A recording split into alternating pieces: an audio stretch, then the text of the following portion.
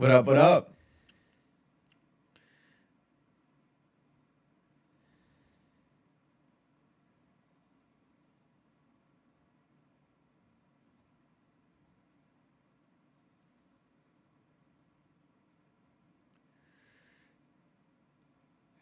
Good to see everyone. If you're getting here early, make sure to smash the like button.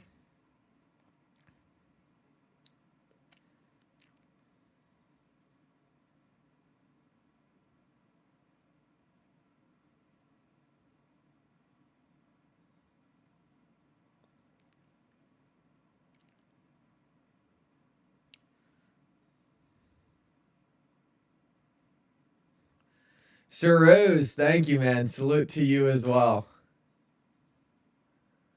Sir Oz, I'd assume. Sir Rose, Sir Oz.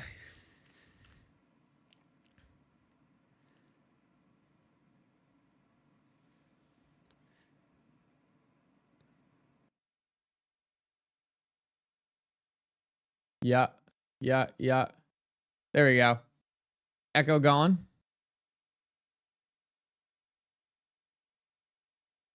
Echo should be gone.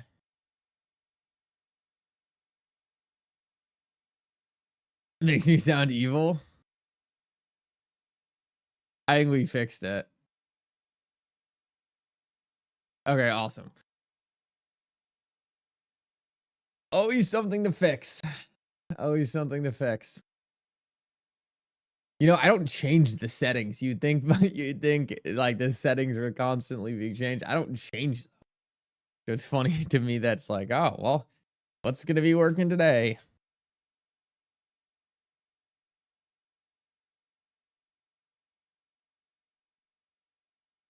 Take a look at the XRP price chart. Made a video on this last night, but pretty significant level here. I mean, we're kind of retesting this previous zone and just seeing if we can bounce off this. If we can kind of hold this level, that'd be a very, very bullish sign. And we're just kind of waiting to see if the chart can confirm it. So we had a big crash. We kind of jumped back up, sold off a little bit, and now we're testing this support.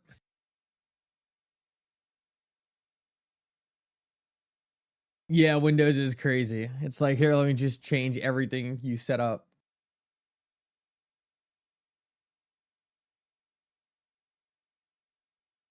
I saw PPI came in. Ed, good to see you. I saw PPI came in pretty solid.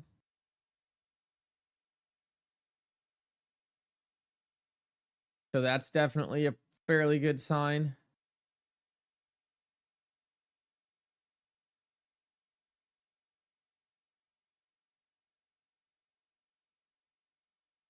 Two weeks XRP Vegas. Yeah, no, I'm pumped.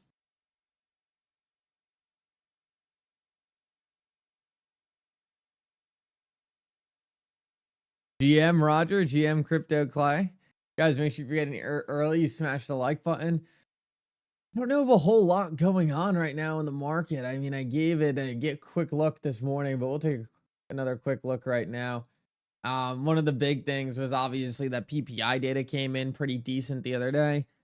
It was a big month-over-month drop-off, but I think the year-over-year data was like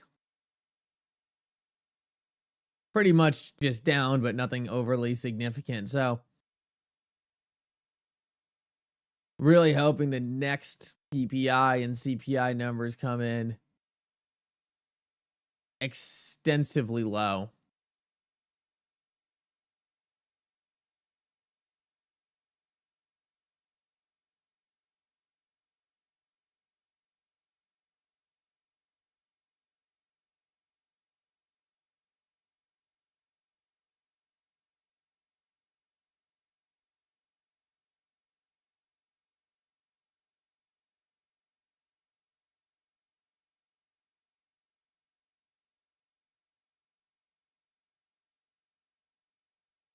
Let's take a look at this real quick. I'm kind of curious.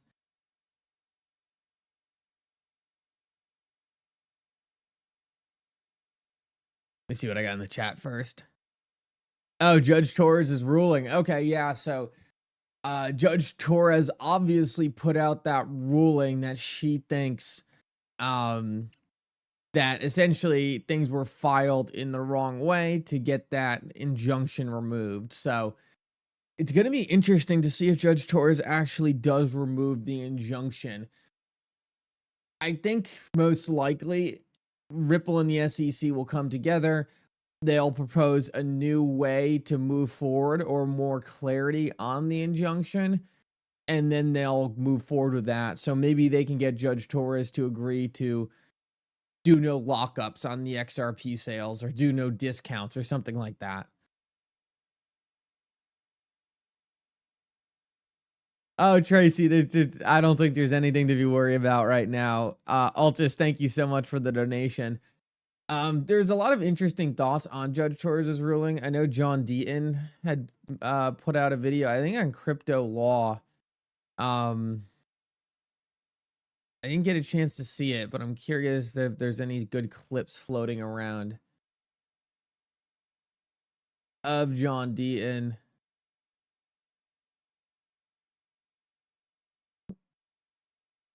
Kind of making his voice heard on this.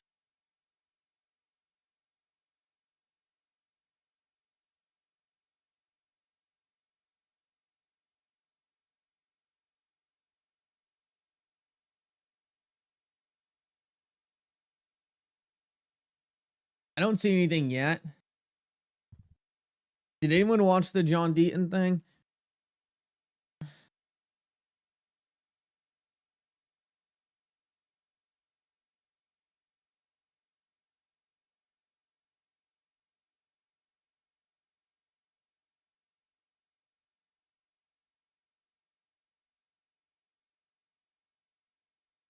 Oh, here we go.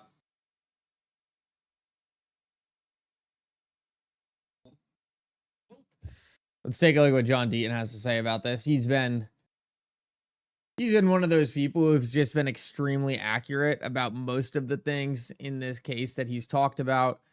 Anyone who has been like very, very accurate, I'm always really curious to get their opinion on this stuff. So I think I got a couple good clips we can listen to John Deaton talking about this. What's not at play here is political motivation. You know, I've always said that Judge Torres was good and all of that, and I think she handled the case fine. But, you know, I hope that crypto, the new administration, the Trump and the meme coin, and she's not drawing a line here where she thinks crypto's bad and she's taking a stand. Just because the SEC changed doesn't mean I'm going to change my ruling. I hope she doesn't dig her heels in that way. Oh.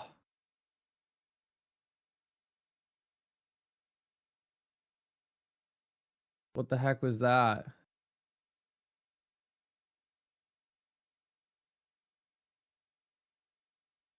Sorry, guys.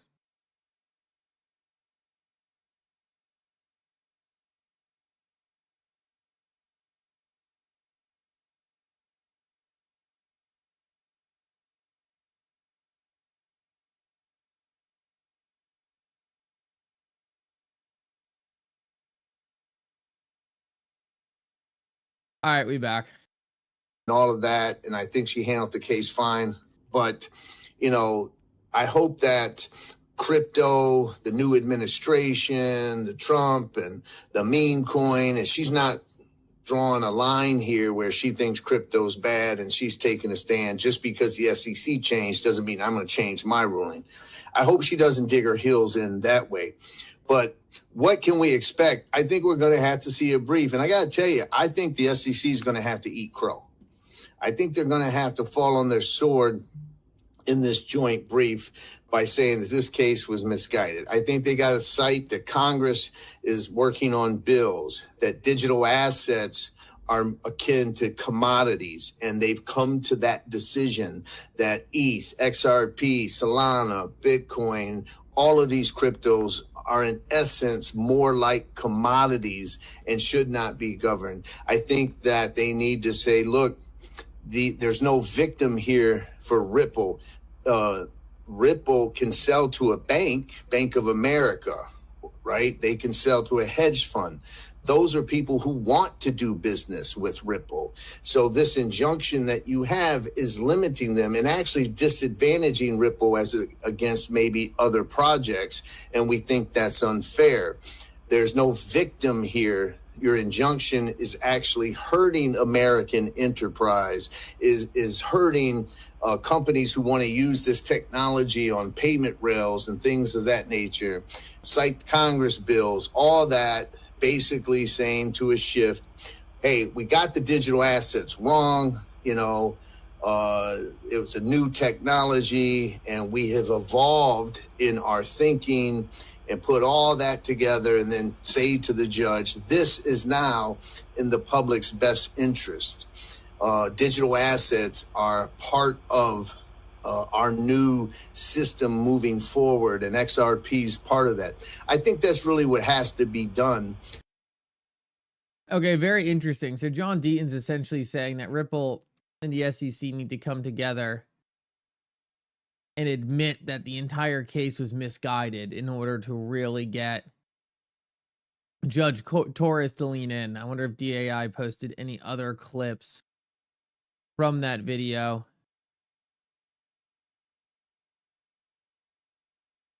Oh, it looks like it was only 11 minutes long. Let's see if we can just Got me drinking the Gatorade. Hey, everybody. Listen, I thought of Michael Corleone today. That's Stuart Alderodi, because he's got to think like Michael Corleone. Just when he's out, they bring him back in. And so today there was a curveball in the Ripple case. I call it a curveball. Now, some people out there are minimizing this. I'm not going to minimize it. I'm not going to make it bigger than it is, but I'm going to tell you what my take is. So just to remind people out there, the Ripple and the SEC agreed to settle basically the case. And it was really Ripple's cross appeal. The SEC dropped their appeal, which was on XRP secondary sales on exchanges and whatnot. But Ripple had their appeal, which was related to the injunction on institutional sales and the $150 million fine. Well, the SEC agreed to dismiss that, and Ripple agreed, but it was conditioned upon the judge, Judge Torres, agreeing to remove the injunction and reduce the $150 million fine by 60% to $50 million. And they filed this before the court, and basically it's asking the judge to basically give what her ruling would be if, in fact, it came back down to her and was remanded by the Second Circuit. And this judge, Torres, said, no, I would deny it, and for these reasons. Now, I'm going to read to you basically what she said. So let me put on my glasses, right? She says that here the parties asked the court how it would rule on what they frame as a request for approval of a settlement, and it cites a case. And then the judge says the parties request that the court absolve Ripple of its obligation to cease its illegal offer and sale of securities. Remember, she said that those institutional sales violated the law. So she's writing it that way. You want me to absolve Ripple from their illegal sales. And two, the full penalty gets reduced, obviously, to the $50 million. Now, she says that what matters is the remedy sought, not how the parties seek it. And then she goes on to say that by styling their motion as one for settlement approval, the parties failed to address the heavy burden they must overcome to vacate the injunction and substantially reduce the civil penalty. She says that's more of relief under a Rule 60, and it's only granted upon a showing of exceptional circumstances. And then she finally says that the parties have made no effort to satisfy that burden, that heavy burden. In fact, their request doesn't even mention the rule. So I think that's really interesting. I mean, that tells me a lot right there. Essentially, Ripple and the SEC went to Judge Torres and said, hey, by the way, we want this to be the ruling. And I don't think Judge Torres took that very well. Now, I don't think it's necessarily something that won't get resolved, but I think essentially Judge Torres is saying, like, look, there's a court system in the United States. We made a ruling. You can't just tell me to change the ruling, right? You need to come to me with a good explanation on why this ruling needs to be changed. And I think that overall makes sense, right? You can't just have a government entity and someone getting together, and whenever they think a ruling gets wrong, they just get together, change the ruling, and say, okay, this is the new law. So I do see what Judge Torres is saying there. They tried to get it done fast. Yes, exactly. They tried to get it done fast. They tried to see if Judge Torres would rubber stamp it. She's saying, no, you actually need to go through and explain to me why this is the case. And I think that will yield much better results, but totally understand what John's Deaton saying here, right? Like, if me and some party come to a settlement and there's already been a ruling in the court, right? We can't just go around and have the courts just willy-nilly changing the ruling. So she's just looking for something to be a little bit more concrete here and to have some facts behind the decision. So she's just not rubber stamping the decision on its own. Now, the most important thing to understand here, and to me, is that part where she says what matters is the remedy sought, not how the parties seek it. So she could have easily said, listen, you're really doing this wrong. It's a Rule 60, but I'm not going to make you refile it and do all this nonsense, because all that matters is the remedy sought. So I'm going to basically approve your settlement. She didn't do that. She did the opposite of that. She said, you haven't even talked about the heavy burden that you have. So what's this mean? Now, listen, if I were the judge, I'm more of a neutral, hands-off kind of person. I'd say, listen, the United States government wants to do this. This private company wants to do this. They've come to terms. The law that I found was violated. She found it, not me. It deals with banks and hedge funds and institutions. Those are sophisticated investors anywhere. There really is no victim here. I found that the real victims, the XRP holders, victimized by the SEC's bullshit and nonsense of this case, I already ruled in their favor. So I'm just going to approve it and move on. She didn't do that. And I think part of the reason she didn't do that is absolute frustration and anger at the SEC, in my opinion, at the SEC, which you got to understand, this case tied this woman's courtroom, her staff, for 5 years. In the summary judgment motion, there were thousands of exhibits. Remember, out of those thousands, she cited XRP holder affidavits, which shows you how we played a role. But thousands of exhibits. Do you know how much time, energy, and resources that this judge put into this case? And then all of a sudden the SEC comes around and says, psych, nah, judge, we just want to forget all this thing, let's reduce the fine. And that injunction that we fought so hard for you to order, we just want you to forget that. And the judge is saying, not so fast. And I think she's making them do their job, which is, I'm talking about the judge now. Let's put ourselves in her shoes. I found that they violated the law and I enjoined them. And now you want me to just ignore that. So you have to give me a reason. You can't just come here and say, psych, we changed our mind. Just rubber stamp it, judge. This is the judge saying to the SEC and Ripple, I'm not rubber stamping anything. You need to put together an argument that convinces me that it is in the public's best interest, because she cites that in her ruling.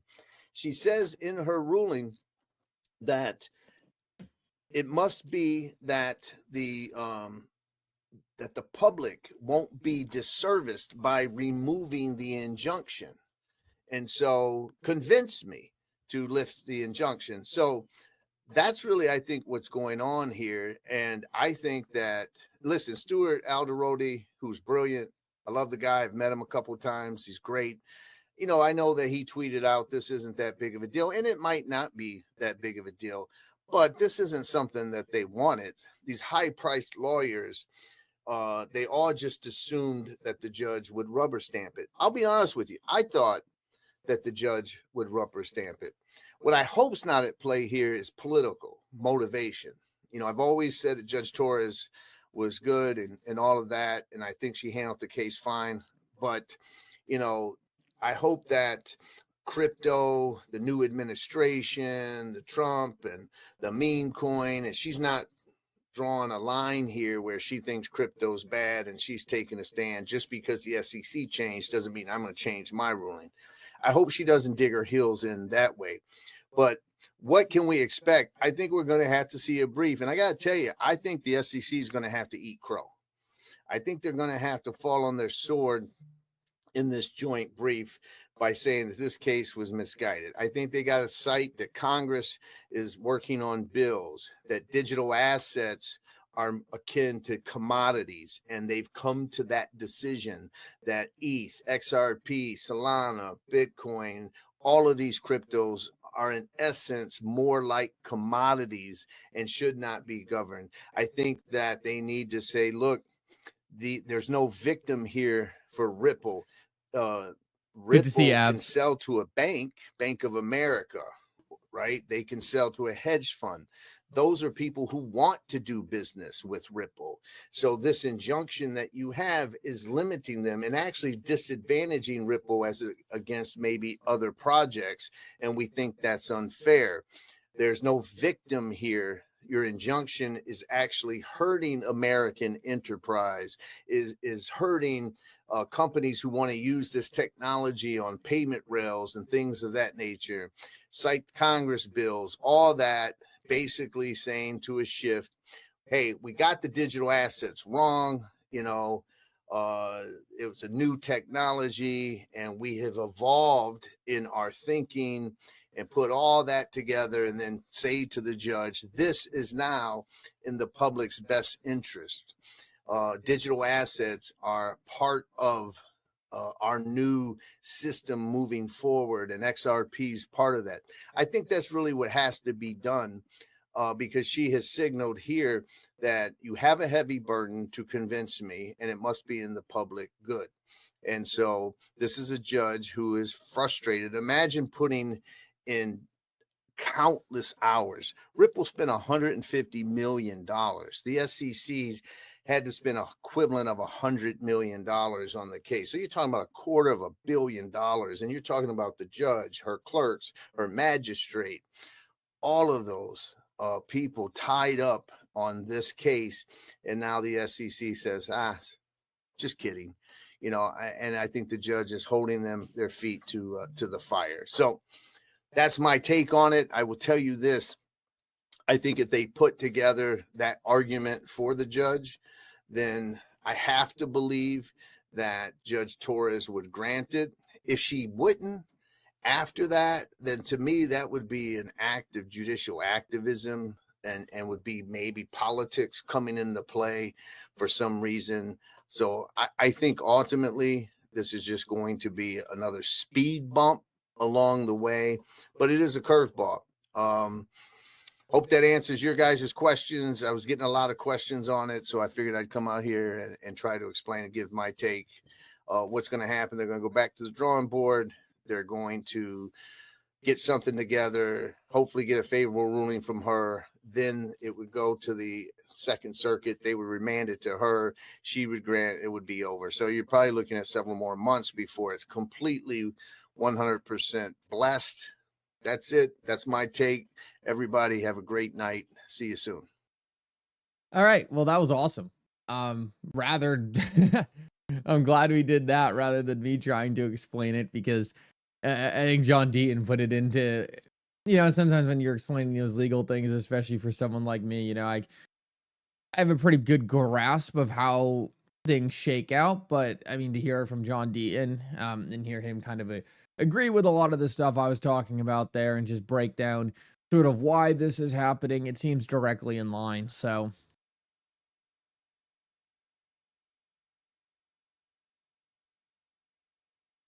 Seems directly in line with what I was expecting.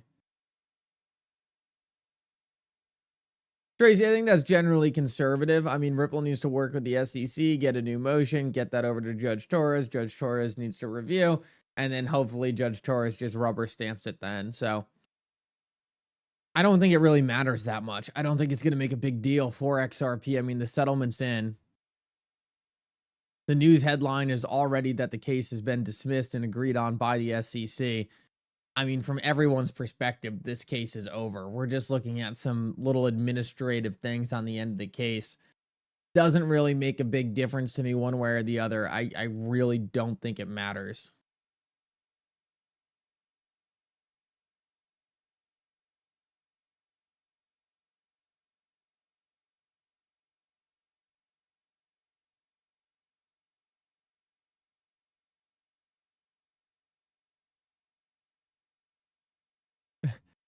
No problem. No, thank John Deaton, really. I mean, all I did was share his outstanding work. So it's always nice when you have a great video like that. Perfect time, too. Like a little 10-minute video just to share everything going on with the Ripple SEC case right now. And John Deaton broke that down better than I ever could. So appreciate John Deaton for just continuing to be so transparent and put out educational videos for the community. He doesn't have to do that. I'm sure John's an extremely busy guy, and to take some time and just cut right to the most important stuff and just talk about what's on people's mind.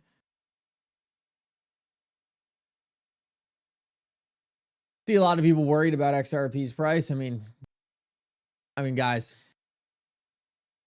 really, in my opinion, nothing has really changed much. I mean, we're just trading right at this median level after that big pump in November.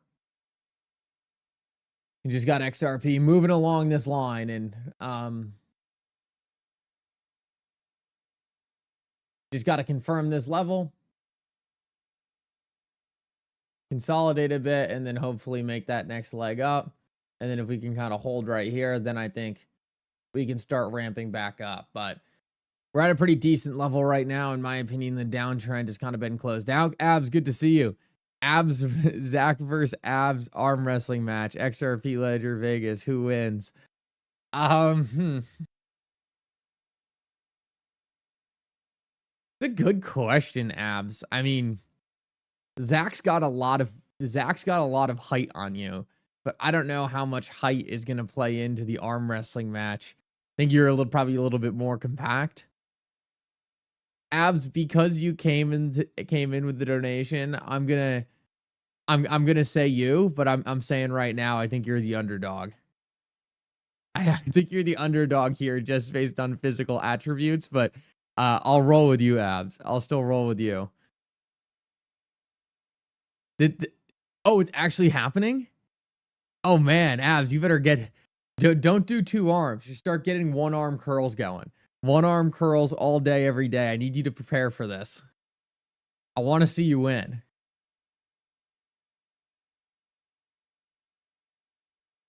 That's so funny. That's awesome. No, I'm gonna have to say, I think you might be the underdog here, but I'm rooting for you. That's so funny.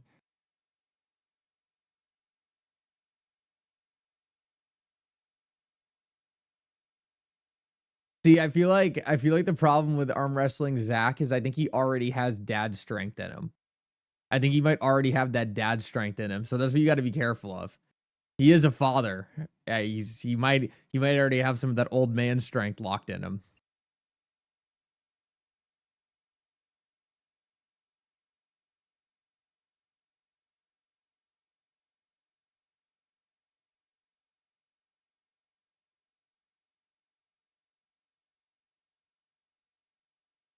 No, Abs is built up a little bit. I think Abs has got more of like the gym strength. I just don't know what Zach is I don't know what kind of strength Zach has that he's hiding. I mean, Zach's enormous, and he's also I also feel like he's got that I don't want to say this as like an insult, but that landscaping strength. I mean, Zach used to do a lot of trade stuff. I know he was probably doing a lot of hauling dirt, mulch. Ab says, bro, I'm not 5'6". Abs, you might not be 5'6". I don't know if you're 5'9" either. Just kidding, just kidding. No, Abs does not look 5'6". The hair at least gets him to 5'7".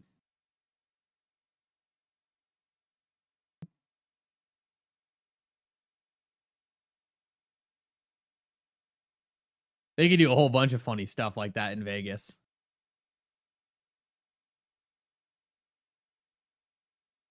I don't know who in the XRP community would probably... There's a couple people, like maybe T. I wouldn't want to arm wrestle T.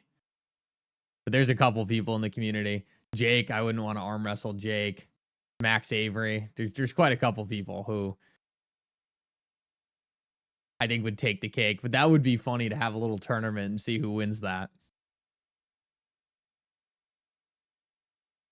Johnny Crypto.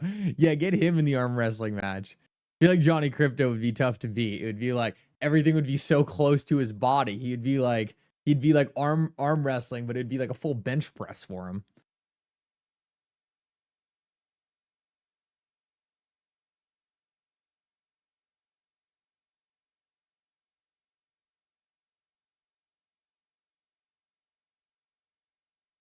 Yeah, Johnny would be tough because like he's got a short lever, so everything stays close. I feel like Johnny would be Johnny Cannoli. Oh, that's great. Love Johnny. Johnny, if this comes back to you, all love, brother. I know you know it. Johnny Cannoli. Yeah, JV would be a handful.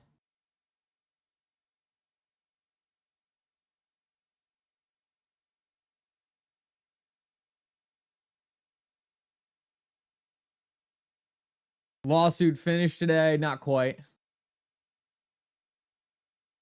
Johnny's the best. Yeah, I love Johnny.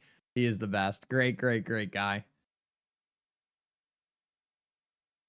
Let me check through the news real quick. And since Abs derailed the conversation with his arm wrestling match, just messing with you, Abs. No, I love that. That's hilarious.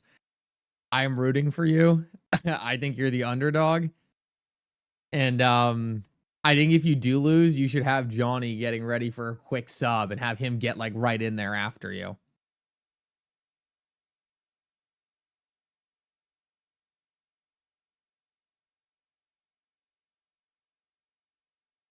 Or cheat a little bit. Try to get in his head. I think you could get into Zach's head pretty easily.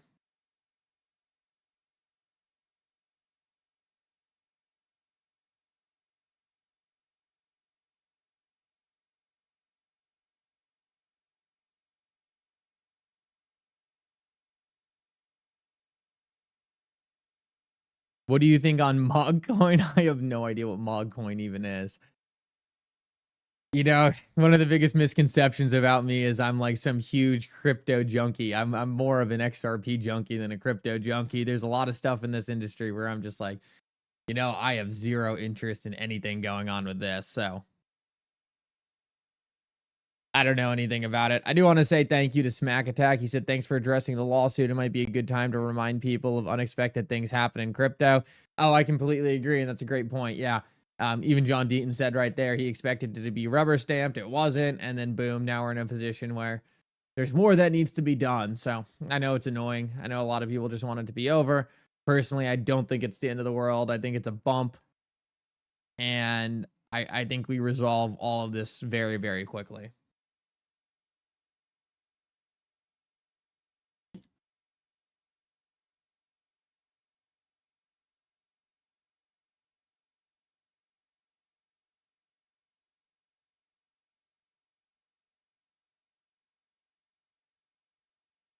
Not really a lot going on the news cycle. Take a look at some XRP, some price charts real quick. Obviously, XRP to USD just kind of in that reset level. Take a look at Bitcoin dominance real quick. Take a look at what's going on with Bitcoin dominance. A little recovery after the big fall we had on Bitcoin dominance. What we really want to see is Bitcoin dominance break this channel. We've been in this channel forever. What we really want to see is Bitcoin dominance break this channel, but no substantial move on that yet. I think we're still well within this thing. And this is kind of the thing.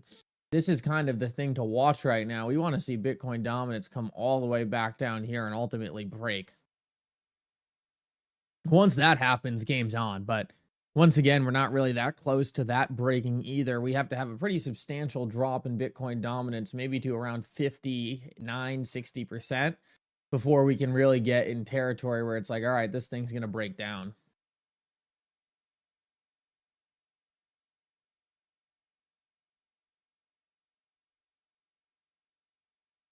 Nothing goes straight down in a line. Well, there are certain things that do go straight down in a line. I'm not going to lie. If you like, you're right. Not like one single line, but Bitcoin dominance does get pretty liney. I guess if you could make up a term. As you can see, Bitcoin dominance tends to go on these kind of slow uptrends and then elevator down. So we had this huge elevator down. We had another big elevator down. And now I think we're gearing up for another kind of big like crash. So Bitcoin dominance is one of those things that does move in big crashing structures. I wouldn't be surprised if we saw that continue to play out. And then we can take a look at the dollar index as well. Okay, so the dollar index looks to be showing some strength also.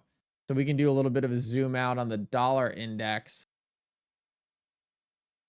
And this is another one we're waiting to really do that sell-off. We're getting a little bit of a recovery, finding support here. But this chart does not look strong. I mean, this looks to me like the dollar is ready to fall as well. I mean, this thing is barely hanging on right here. And this is another one we're just looking to see come down a pretty decent amount and maybe get back to those 2015 levels for dollar strength. But all the charts are kind of just in a little bit of no man's land, to be honest with you. They're all waiting to figure out what that next move is going to be, sort of just hanging out, trying to make that next decision. And none of them are really at a point where it's like, oh, wow, this is happening right now. It's all kind of just gearing up, holding supports, pushing up against resistances, and we haven't seen any huge move to the downside yet on the dollar. It looked like we tried to break it right here. We had this little kind of spike down where we tried to push down below it. But it looks like we popped back up again. I don't think this is going to have the strength to push back to new highs, especially with the more macro policy going on. But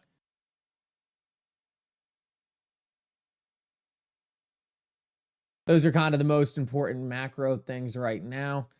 Clearly, inflation is also one, but and this could be the trigger to really bring a lot of this, wrap a lot of this up. Like the inflation rate could be a thing to really wrap a lot of this up pretty quickly. Let me see if I can pull. It's so hard to find this inflation.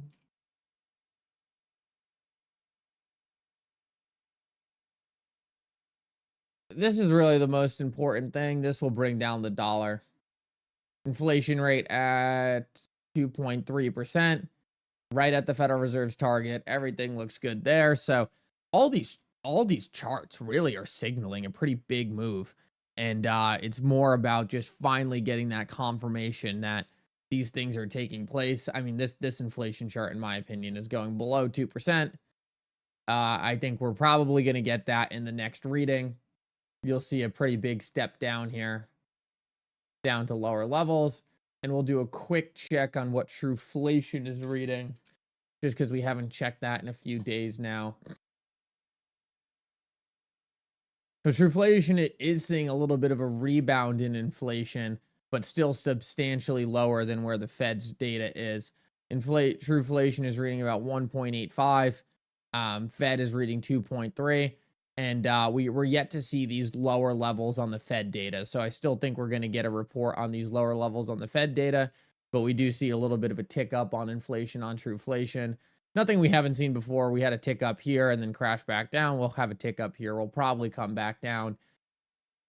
But it's also important to realize that inflation at 1.8% is at the Fed's target. It's a really good number. So it's actually, you don't always want to just see inflation crashing to oblivion. You kind of want to see inflation exactly where it is right now. So just kind of holding these levels would be a pretty big win. Guys, with that said, I think we covered all the important news. I mean, the big thing was the Ripple SEC case. We got John Deaton on that. We went over the charts. There's not a whole lot there that we really have to say, okay, this is majorly critical. So guys, I hope everyone has a great weekend. Futures go live on the 19th, so we'll keep an eye for that.